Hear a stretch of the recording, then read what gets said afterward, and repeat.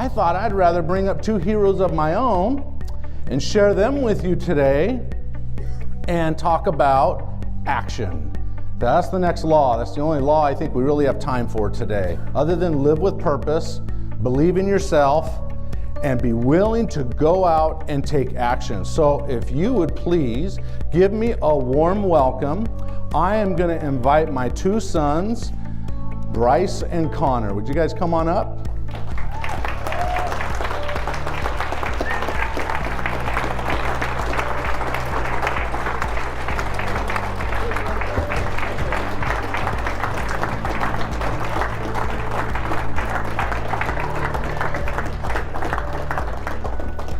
Scoot over here in the center.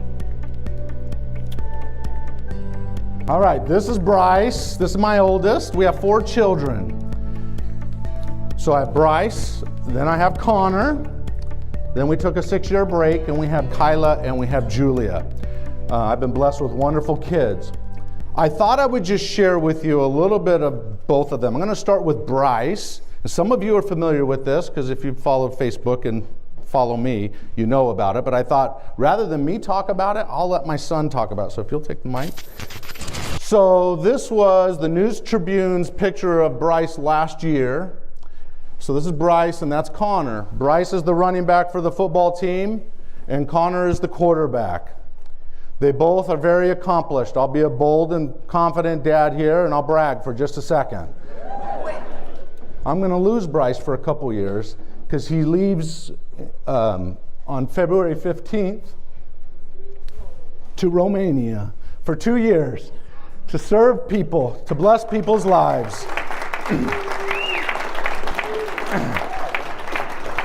So my time is limited with him, but I thought I'd share a little bit. In football, last year, he broke Washington State's all-rushing yard for the history of Washington State in all divisions. Yeah. He still holds that record, and he'll probably hold it. My bet is that he'll hold it for a long time because the person who held it for a while before him was able to do it having gone to the finals and had 14 games to do it in. Bryce did it in about 9.5 games, right? So 10 games, all right. The best thing about him going to Romania is that his body will heal for the first time in 4 years, right? All right, so he broke that, but he actually broke 3 records in Washington State. He leads in the most rushing yards in a single game, 573 yards. He holds the season record for rushing yards, and he holds the most touchdowns in a single game, which was 9 touchdowns and 3 2-point conversions in that game. Yeah, pretty cool.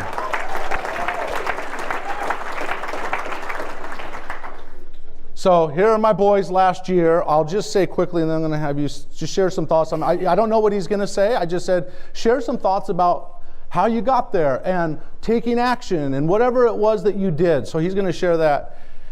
But both of them, Connor's the quarterback. Connor's a running quarterback. I mean, they were leading the yards in our area for a long time with even Connor just being a quarterback. He would run and get 40 yards, like boom. If you're not, they would all kind of cling on Bryce, and then he would run up the side and hit a touchdown. This year was pretty fun. Everybody was focused on Bryce, and Connor was able to get a lot of yards, and in the first 4 games, he was leading the whole league. The quarterback was leading the whole league in rushing yards, beating out his brother. Anyway, I share that out of a little bit of love for them, but they had a great year last year as well individually. Bryce in the year had 109 tackles, and I think Connor had 100 tackles, and so it was between them as outside linebackers. It was just, it was awesome. So Bryce, we can go ahead and hit the lights. Bryce, if you go ahead and just share a couple, what have you been thinking about? All right, so I've been preaching this stuff my whole life. you know I hear this stuff every day, but honestly, it's really something that you really have to pay attention to. My sophomore year, that was the first season for me playing running back, and I loved it. I loved taking the ball. I loved hitting those holes, guys coming after you. It's a little scary sometimes, but I loved it. And after that season, I wanted more. So I came to This older man, he was our weightlifting coach, and he coached football before, and I came to him and asked him if he'd train me. I wanted to get better. I knew that I could, and I had that potential. I'm not the biggest person out there or the fastest, but I knew I had some potential in me, and I wanted to work on it. So I went to him and asked him, and he said he would train me. So every day after school, we would weightlift, and then every other day we'd do sprints. I heard this quote from Arnold Schwarzenegger. He said, "You got to break some rules sometimes." So my brother and I actually took a sled from the school home, and we took a couple weights, and after our workouts after school, we'd go home, and then we'd run with that sled at the local elementary school. So there were double days, man, all spring. So it was fun, but it's hard. It's not easy, but it really pays off in the end. And we'd work really hard together. I owe a lot to Connor because he really helped me get there. He'd call the plays at the line of scrimmage, and he'd know who wanted the ball. So that was me. And but he's a great brother, and he really worked with me and pushed me. So I really appreciate that. But these lessons about action, it starts in the mind, but you gotta take that action, and you're not going anywhere. And I really took that to heart. So all I really have to say is it's simple. If you want something, you go to work. You go to work hard, day and night. It's hard, but it pay off in the end. And I promise you that. And it did my junior year. So that's all I got. Thank you,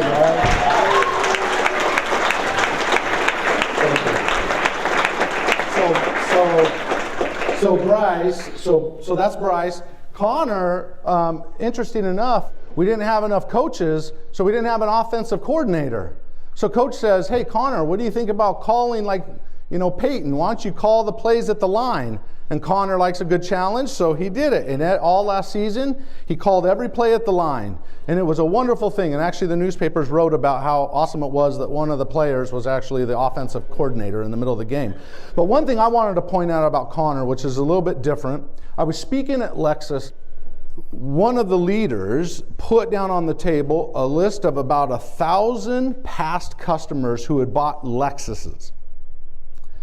And the leader got up and said, "If any of you would like to earn more money, close more deals, hey, take a sheet, take it home, start making some cold calls or whatever, and people will come in and make some more sales." I was sitting after I spoke. I noticed nobody came up to grab a sheet.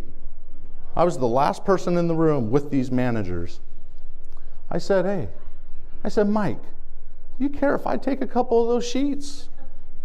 And Mike says, "Sure, that's okay." I said, "Here's the deal though, you got to pay me 50% commission if I do it." Now, I wasn't going to go make those calls, but I knew someone who could. No. So I just will keep it simple. Connor came in. I said, "Hey, what do you think about doing this? You want to give it a shot?" I'm not going to make him do it. I said, "You want to give it a shot?" He's a visionary.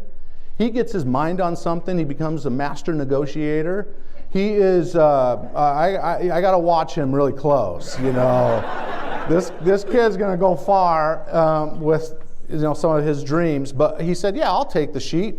He says, what do I say, Dad?" I said, "Here, let's come up with a little word track or something." Yeah. I said, "Why don't we practice it?" He said, "No, Dad, just let me go to my bedroom. I'll make the calls from there. I'll just cut my teeth on making the first calls." I said, "You got enough names to do it. That's fine." Connor went up in his room. About 20 minutes later, he came down. He said, "Dad, I've called about 10 people or something, 20 maybe. And you had 2 or 3 people committed to coming in the next day to the dealership to trade their car in to buy a new car." That's Connor right there. Yeah. So I thought I would let him just share some whatever thoughts. You know the kind of stuff I talk about. What are your thoughts? So I first went to my room because I was scared what he was going to think of me, what I was saying. I thought I was going to be tripping on my own words when I started speaking to them because I was so scared. But then I got on that first call.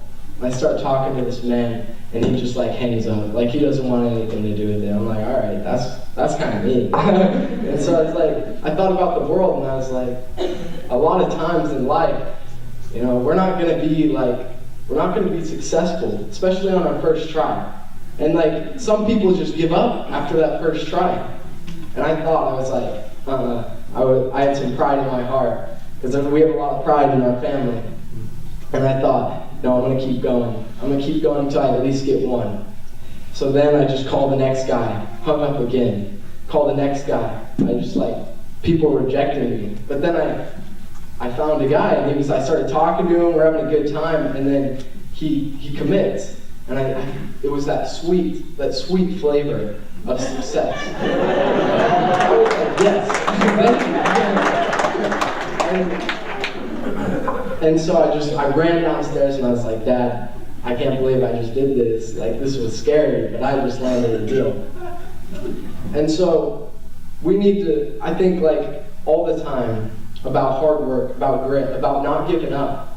Even when it's tough, we fail all the time. We fail. And then once we get that little taste of success, even if you haven't felt it yet, if you're so close, but then once you get that taste of success, it's beautiful. It makes you want more. You feel accomplished, and you feel like you're on top of the world. And so even with little things. And so I think, success is just a word. Each person has their own individual definition for success. For mine, it's living my dream of being a venture capitalist. And the thing is, I have this goal up here, but that goal is no good if I don't have a plan to get there. That's a void plan. That's a void goal. How am I going to achieve it if I don't know what I'm doing to get there? So I line up daily goals, weekly goals, and monthly goals. Not all specifically to that thing, but I want to wake up in the morning knowing I have a purpose, knowing what I want to achieve. Because those mornings when you wake up and you roll out of bed and you're like, what am I doing today, I want something to wake up, get me going, something to activate my soul, get me out there working. So I know that we just got to have goals and a plan of attack. And once we know our goals, we can achieve that, as long as we follow what we do and don't give up along the way, because it's going to be hard. So that's just what I've learned from a few of my experiences. My 16-year-old guy, I've just learned a few of those, and so I wanted to share that with all you. Thank you.